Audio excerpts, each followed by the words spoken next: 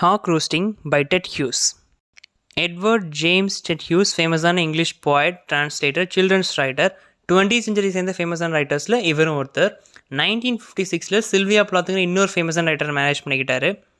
இந்த 1962 ரெண்டு பேரும் பிரிஞ்சுட்டாங்க. 1963 பிளாத் இறந்தும் போயிட்டாங்க. இவருடைய ஒர்க்ஸில் வந்து மோஸ்ட்லி நேச்சர் வேர்ல்டு அப்சர்வ் பண்ணி எழுதிருக்கிற மாதிரியும் ஃபிலாசபிக்கலாகவும் இன்னோவேட்டிவாகவும் தான் இருக்கும். ஈவன் இந்த ஹாக் ரூஸ்டிங் அப்படின்ற போயமே அதுக்கு ஒரு கிரேட் எக்ஸாம்பிள் தான். இவருடைய சில ஃபேமஸான ஒர்க்ஸ் பார்த்தோம் அப்படின்னா தி ஹாக் இன் தி ரைன், இது ஒரு ஃபேமஸான போயம். தென் லூப்பர் கால், இது ஒரு ஃபேமஸான போய்ட்ரி கலெக்ஷன்.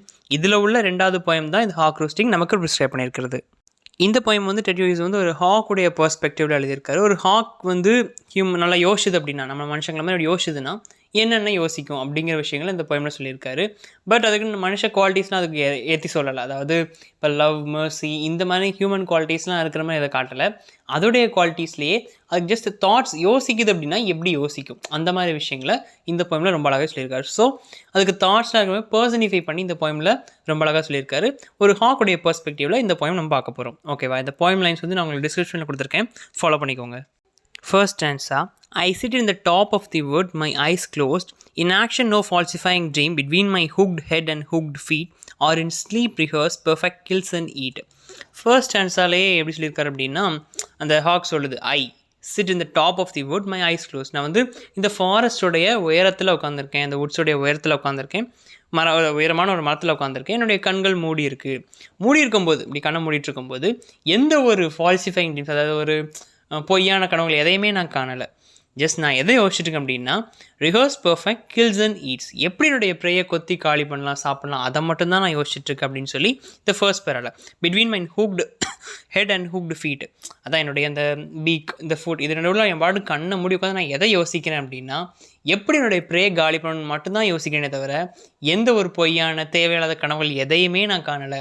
அமைதியாக இருக்கும்போதும் சரி, தூங்கும்போதும் சரி, நான் யோசிக்கிற ஒரே விஷயம் இதுவாக தான் இருக்கும் அப்படின்னு சொல்லி ஃபர்ஸ்ட் பேரா ஆரம்பிக்குது. Then second stanza, the convenience of the high trees, the air's beyond sea and the sun's ray are of advantage to me and the earth's face a bird for my inspection.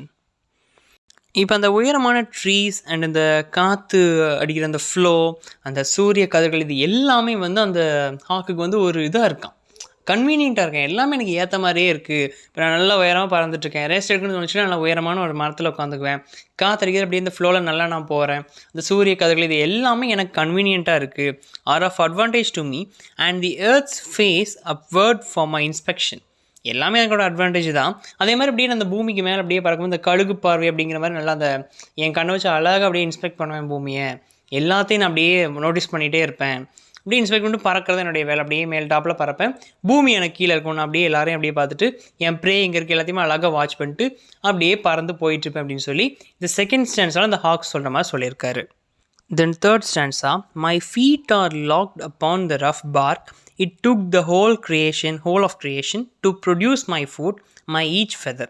Now I hold creation in my foot. இப்போ என்ன சொல்லுதுன்னா, நான் அழகாக ஒரு ரஃப்பான park, ஒரு மரக்கலையில் நல்லா என் காலை க்ரிப்பாக பிடிச்சி உட்காந்துருக்கும்போது என்னுடைய கால்கள் ஃபூட்டை பார்த்துட்டு என்ன சொல்லுதுன்னா, it took the whole of creation to produce my foot, my each feather. என்னுடைய அந்த ஃபூட்டும் சரி, இந்த ஃபெதரும் சரி, என்னுடைய அந்த உடலில் இருக்கிற ஒவ்வொரு அங்கங்களும் உருவாக பல ஆண்டுகள் எடுத்துக்கிச்சு. அவ்வளோ பொறுமையாக நல்ல நுணுக்கமாக உருவாக்கப்பட்ட ஒரு கிரியேச்சர், ப்ரொடியூஸ் பண்ணப்பட்ட ஒரு கிரியேச்சர் அப்படின்னு சொல்லி தன்னைத்தானே பெருமையாக நினச்சிக்குது. அப்படி ஏன்னா அவ்வளோ என்னுடைய கால்களை பாருங்கள் எவ்வளோ ஷார்ப்பான அந்த இது இருக்குது, என்னுடைய ஃபெதர்ஸ் பாருங்கள் எவ்வளோ அழகாக இருக்குது, இதெல்லாம் உருவாகவே பல ஆண்டுகள் ஆச்சு, என்னை உருவாக்கவே அவ்வளோ நாட்கள் ஆச்சு, அவ்வளோ பொறுமையாக நுணுக்கமாக உருவாக்கப்பட்ட ஒரு அருமையான ஒரு படைப்புனா அப்படின்னு சொல்லி அதே சொல்லிக்குது. நான் ஐ ஹோல்ட் கிரியேஷன் மை ஃபுட், அது மட்டும் இல்லாமல் என்னுடைய காலில் நான் அந்த மற்ற கிரியேஷனை கவ்வுவேன், இப்படி பிடிச்சி வச்சுருப்பேன், அதெல்லாம் என் காலுக்கு கீழே இருக்கும். இது கொத்தி தூக்கிட்டு போவோம் இல்லையா, சில ப்ரைஸை பாம்பாக இருக்கட்டும், அதனால கொத்தி தூக்கிட்டு போவோம்ல, நம்ம ஹியூமன்ஸே பார்த்து பயப்படுற கிரியேச்சர்ஸை கூட நான் கொத்தி இப்படி காலில் என்னுடைய காலு கீழே இருக்கும்.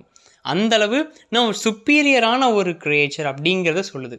என் உடம்புடைய ஒவ்வொரு அங்கங்களும் அப்படி உருவாக பல ஆண்டுகளாச்சு, நான் இருக்கிறதுலே ஒரு சுப்பீரியரான ஒரு கிரியேச்சர், என்னுடைய மற்ற இந்த உலகத்தில் உள்ள மற்ற கிரியேஷன்ஸ் கூட என்னுடைய பார்த்துக்கே சில நேரங்களில் இருக்கும் அப்படின்னு சொல்லி அதோடைய சுப்பீரியாரிட்டியை இந்த ஸ்டாண்ட்ஸால் சொல்கிற மாதிரி அவர் காட்டியிருக்காரு. Then fourth stanza, are fly up and revolve it all slowly, I kill where I please because it is all mine, there is no sophistry in my body, my manners are tearing of heads. இப்போ இந்த பேரால என்ன சொல்ல மாதிரி காட்டியிருக்கு அப்படின்னா, நான் நல்லா உயரமாக பறப்பேன். நல்லா ஹைட்டாக பறப்பேன். இந்த உலகத்தை அப்படியே சுற்றி வருவேன். ஸ்லோவாகவும் சுற்றி வருவேன். I kill where I please because it is all my. இந்த உலகமே என்னுடையது. This world belongs only to me. எனக்கு தான் அந்த உலகமே சொந்தம். அப்படி இருக்கும்போது நான் எங்கே வேணால் யாரை வேணால் கொள்ளுவேன், எப்படி வேணால் சாப்பிடுவேன். யாருமே என்னை கேட்க முடியாது. எங்கே வேணால் என்னோடய ப்ரேயை போய் நான் கேட்ச் பண்ணி தூக்கிட்டு வந்து சாப்பிடுவேன்.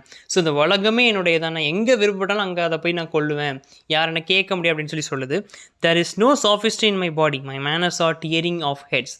எனக்கு வந்து வேறு எந்த தாட்ஸ் அது எதுவுமே கிடையாது. என்னுடைய ஒரே நோக்கம் என்ன அப்படின்னா, என்னுடைய ப்ரேயோட தலையை கொஞ்சம் அந்த கொய்தை எடுத்துகிட்டு போகணும், சாப்பிடணும், கொல்லணும்.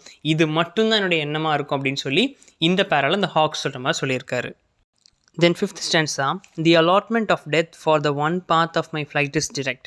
Through the bones of the living, no arguments assert my right.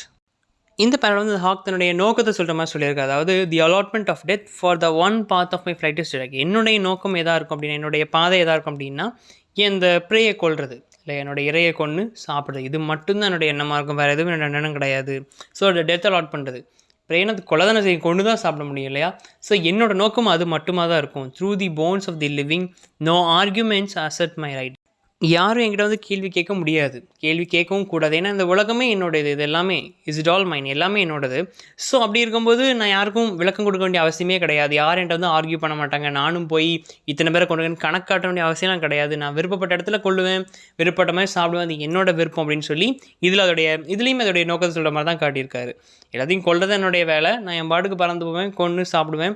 யாரும் என்னை கேட்கவும் மாட்டாங்க, சொல்ல வேண்டிய அவசியமே எனக்கு கிடையாது. ஏன்னா இந்த உலகம் என்னுடையது, நான் சுப்பீரியரான கிரியேச்சர் அப்படின்னு சொல்லிட்டு அது சொல்கிற மாதிரி இதில் சொல்லியிருக்காது. Then last answer, the sun is behind me, nothing has change since I began, my eye has permitted no change, I am going to keep things like this. இப்போ இதில் அந்த சுப்பீரியாரிட்டி ரொம்பவே நல்லா தெரியுது இந்த லாஸ்ட் ஸ்டான்ஸால். The sun is behind me, இந்த சூரியன் எனக்கு பின்னாடி இருக்குது, சூரியனே எனக்கு பின்னாடி இருக்குது, ஏர்த் எனக்கு கீழே இருக்குது, இந்த பூமி எனக்கு கீழே இருக்குது, இன் பிட்வீனில் நான் பறந்துட்டுருக்கேன். ஸோ இது ரெண்டுமே எனக்கு ஒன்று பின்னாடி இருக்குது, ஒன்று கீழே இருக்குது, நடுவில் நான் தான் அதுக்கு பறந்துக்கிட்டு இருக்கேன். Nothing has change since I began. நான் என்னுடைய பயணத்தை ஆரம்பிச்சிருந்து எதுவுமே மாறலை. ஓகேவா? My eye has permitted no change. என் கண்ணு பெர்மிஷன் கொடுக்கல, இது மாறுறதுக்கு என் கண்ணு பெர்மிஷன் கொடுக்கல. ஏன்னா இப்போ அது நினச்சிக்குது எனக்கு இது இப்படி தான் இருக்கணும், மாறக்கூடாது அப்படின்னு சொல்லி அதை நினச்சிக்குது. I am going to keep things like this. இதே இப்படியே தான் நான் மெயின்டைன் பண்ண போகிறேன். நான் இந்த ப்ரேயை கொத்தி சாப்பிட்றது, அதுக்கு இருக்கிற சுதந்திரம், இதை நான் இப்படியே தான் மெயின்டைன் பண்ண போகிறேன். யாரும் இதுக்கு எடுக்க விட மாட்டேன். ஏன்னா நான் தான் ஒரு பெரிய கிரியேச்சர். ஸோ என் கண்ணுக்கு இதை பிடிச்சிருக்கு, எனக்கு இது இப்படி தான் இருக்குன்னு தோணுது, அது அப்படியே தான் இருக்கும், அது மாற போகிறதில்ல, மாறக்கூடாது. ஏன்னா எனக்கு இதான் பிடிச்சிருக்கு, இப்படி விருப்பப்பட்ட இடத்துல போகிறது, அந்த ப்ரேயை கொத்தி சாப்பிட்றது, இதான் எனக்கு பிடிச்சிருக்கு. ஸோ நான் அதை மாற விட போகிறதில்ல. ஏன்னா என் கண்ணுக்கு இது செட் ஆகிடுச்சு, எனக்கு இந்த உலகம் இப்படி என் கண்முன்னே இருக்கிறது தான் பிடிச்சிருக்கு அப்படின்னு சொல்லி அந்த ஹாக் அப்படியே சுப்பீரியராக பேசுகிற மாதிரி, சுப்பீரியர் நினைக்கிற மாதிரி சொல்லி இந்த போயம் என் பண்ணுறாரு டெட் ஹியூஸ். ஓகேவா? ஸோ அந்த போயம் ஃபுல்லாகவே வந்து ஒரு ஹாக்குடைய பெர்ஸ்பெக்டிவ் எப்படி இருக்கும், அது தன்னை எப்படி நினச்சிக்கும், அதோடைய நோக்கம் என்ன, அந்த மாதிரி விஷயங்கள் வந்து ரொம்ப அழகாக சொல்லியிருந்தார். நம்ம யோசிக்கிற மாதிரி அது யோசித்தா எப்படி இருக்கும் அப்படிங்கிறது, அது ஒரு வயலண்ட்டாகவும் இருக்கும், ஒரு த்ரில்லஸாகவும் தான் யோசிக்கும் இல்லையா? நம்மளை மாதிரி கருணை அதெல்லாம் யோசிக்கவே செய்யாது. அதை பொறுத்த வரைக்கும் அதோடைய ப்ரே முக்கியம் இல்லையா? ஸோ அது யோசிச்சா எப்படி இருக்குன்னு சொல்லி பர்சனிஃபை பண்ணி இந்த போயமில் ரொம்ப அழகாக சொல்லியிருந்தார். அதான் மேலே நம்ம ஆல்ரெடி பார்த்த மாதிரி நேச்சர் வேர்ல்டில் ரொம்பவே நல்லா அப்சர்வ் பண்ணி என்னுடைய போயம்ஸ் நிறையா எழுதியிருப்பார். அதில் ஒரு பெஸ்ட்டு போயம் இந்த ஹாக் ரோஸ்டிங். ஓகேவா? ஸோ தீம்ஸ் அப்படின்னு பார்த்தோம் அப்படின்னா இந்த போயமுக்கு பவரை ஒரு தீமாக சொல்லலாம், சுப்பீரியாரிட்டி, வயலன்ஸை ஒரு தீமாக சொல்லலாம், டெத்தையுமே இதுக்கு ஒரு தீமாக சொல்லலாம். ஓகேவா? அந்த ஹாக் வந்து இந்த ஃபுட் செயினில் வந்து ஒரு மேலே இருக்கக்கூடிய ஒரு கிரியேச்சர் இல்லையா? ஸோ அது தன்னை எப்படி நினச்சிக்கும், அது பார்வையில் இந்த உலகம் எப்படி இருக்குது அப்படிங்கிற விஷயங்களை இந்த போயமில் ரொம்ப அழகாகவே சொல்லியிருந்தார் டெட் ஹியூஸ்.